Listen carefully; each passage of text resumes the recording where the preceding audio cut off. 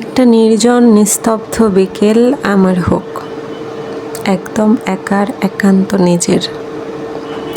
বিকেলটা আমি কোনো একটা নদীর পাড়ে বসে কাটাবো। যদি ইচ্ছে হয় একটু হাঁটবো, তা না হলে বসেই থাকবো। দূর থেকে নদীতে ভেসে চলা নৌকার দিকে একভাবে তাকিয়ে সময় পার করব।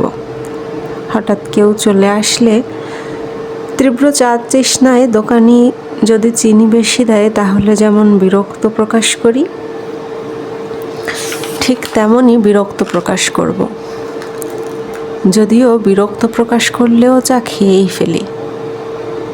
তেমনি কেউ আসলেও আমি যাব না। বৃষ্টি হোক, বজ্রপাত হোক, অথবা মাঘের তীব্র শীত এসে ভর করুক, আমার কিচ্ছু যায় আসে না। আমি আমার মতো করে থাকব। ওই দিন মোবাইল থাকবে না, কেউ আমাকে খুঁজবে না দায়সারাভাবে বা আগ্রহ নিয়ে। কোনো কাজ এসে তাড়া দিবে না বা দায়িত্ব এসে ভর করবে না। বিকেলটা খুব শীঘ্রই আসুক, সেই বিকেলের অপেক্ষায় দিন পার করছি।